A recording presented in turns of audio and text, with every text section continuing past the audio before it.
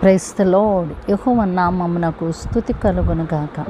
Power of ప్రైజ్కి మిమ్మల్ని ప్రేమతో ఆహ్వానిస్తూ ఉన్నాను. ఈ దినం పరిశుద్ధాత్మ దేవుడు మనతో మాట్లాడుచున్న ఆయన యొక్క వాక్కు మత్తయి సువార్త 10వ అధ్యాయం 38వ వచనం నుండి చూస్తే, అక్కడ మీ ఫలము నిలిచి ఉండాలి అంటే మనం ఏం చేయాలి అనే విషయం అక్కడ మనకు స్పష్టంగా కనబడుతుంది. యేసుక్రీస్తు ప్రభువారు తన యొక్క శిష్యులను సేవ కొరకు పంపిస్తూ ఉన్నప్పుడు ఆయన వారితో చెప్తున్న మాటలు ఏంటి అంటే, నా సిలువను ఎత్తుకుని నన్ను ఎవరు వెంబడిస్తారో వారే నాకు పాత్రులు. తన సిలువను తను ఎత్తుకొనకుండా నన్ను వెంబడింపని వాడు నాకు పాత్రుడు కాడు అని చెప్తూ, తన ప్రాణాన్ని దక్కించుకునేవాడు తన ప్రాణాన్ని పోగొట్టుకుంటాడు. అంటే దేవుని యొక్క సేవకు వెళుతూ ఉన్నప్పుడు ప్రాణాలను సహితము తెగించి సేవ చేస్తూ ఉండాలి. అమ్మో మనల్ని మనం కాపాడుకోవాలని అనుకున్నట్లయితే మన ప్రాణాన్ని మనం పోగొట్టుకుంటాం. కానీ ఆయన నిమిత్తం మనం ప్రాణం పోగొట్టుకోవడానికి కూడా మనము తెగించి ముందుకు వెళితే దానిని మనము దక్కించుకుంటూ ఉంటామంట. అందుకని అంటున్నాడు, ఎవరైతే ఆయన సేవకులను చేర్చుకుంటారో, ఇక్కడ ఆయన పేరట వచ్చేవాళ్ళు ఈ దినాల్లో చాలామంది ఉన్నారు.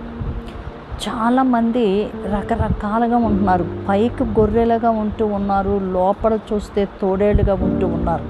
అందుకని మన దగ్గరికి ఎవరొచ్చినా దేవుడు ఆ వివేచన వరం మనకు ఉండాలి. వారు ఎలాగ సేవ చేస్తున్నారు, ఎంత మట్టికి నిజము అనే విషయాన్ని మనం గ్రహించాలి. అలా గ్రహించుకుని నిజంగా సేవ చేయువారు వస్తే వాళ్ళను మనం చేర్చుకున్నప్పుడు యేసయ్యను మనం చేర్చుకున్నట్లేనంట.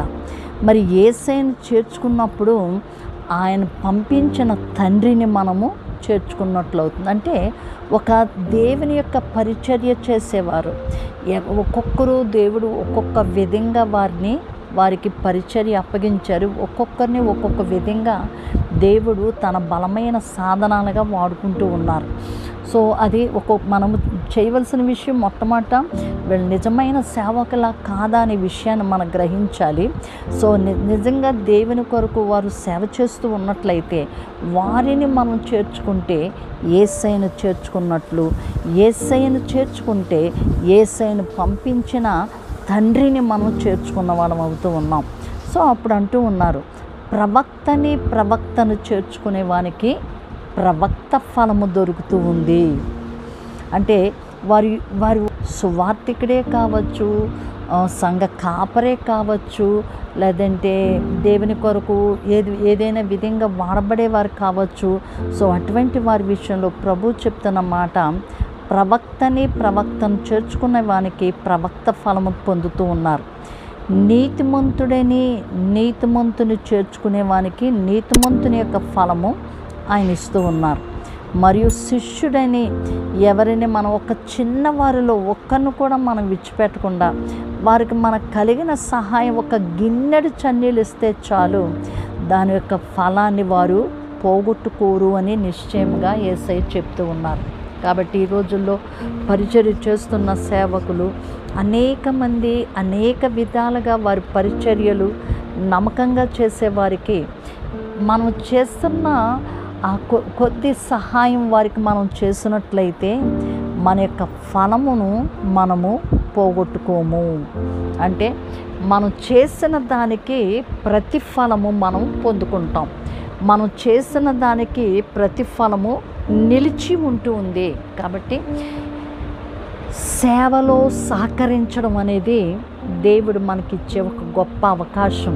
మన ఫలము నిలిచి ఉండడానికి దేవుడు మనకిస్తున్న అవకాశం. కాబట్టి అవకాశాన్ని మనం సద్వినియోగం చేసుకొని మన ఫలము నిలిచి ఉండినట్లుగా మనం ప్రవక్తలని మనం చేర్చుకున్నా, సేవకులను చేర్చుకున్నా, నీతిమంతుడని మనం చేర్చుకున్నా, దానిలో మనం చేర్చుకుని వారికి చేసిన పరిచర్యకు తగిన ప్రతిఫలం దేవుడు మనకి ఇస్తూ ఉన్నారు. కాబట్టి అటువంటి ప్రతిఫలం, మంచి ప్రతిఫలం, మీరు చేసిన దానికి మీ ఫలము పొందుకోవాలని దేవుని యొక్క ఆశ. ప్రార్థన చేసుకుందాం. సకల ఆశీర్వాదములకు కారణభూతుడా మా యెహోవా నీకే స్తోత్రం. నీ బిడ్డలమైన మమ్మును తండ్రి, మమ్మల్ని ప్రభు ఒక ఉన్నతమైన స్థాయిలోకి తీసుకెళ్లాలని, మీ నుండి అనేకమైన ఆశీర్వాదాలు పొందాలని మీరు కోరుతూ ఉన్నారు నాయన. ఈ సమయంలో తండ్రి నాయన, నీకు నమ్మకంగా పనిచేస్తున్న వారిని మేము వారికి తగిన నాయన సహాయాన్ని, వారి అవసరతలో వారికి ఉన్న సహాయాన్ని మేము చేయడానికి మీ కృపను మాకు అనుగ్రహించండి.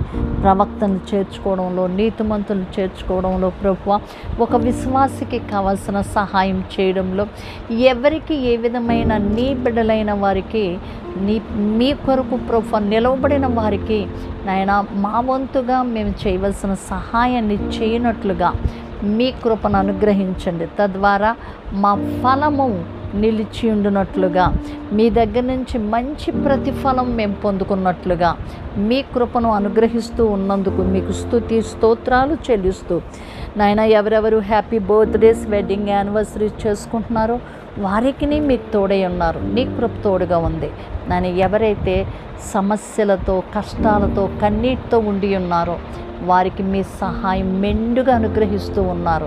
మీరు వారిని ఆదరించి ధైర్యపరుస్తూ ఉన్నందుకు మీకు కృతజ్ఞత, స్తుతి స్తోత్రాలు చెల్లిస్తూ యేసు శ్రేష్టమైన నామమున స్తుతించి ప్రార్థించి పొంది ఉన్నాము తండ్రి.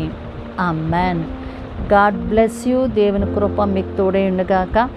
ఇతరులకు షేర్ చేయండి, సబ్స్క్రైబ్ చేయమని చెప్పండి. అలాగే బెల్ ఐకాన్ కూడా మీరు టచ్ చేయండి.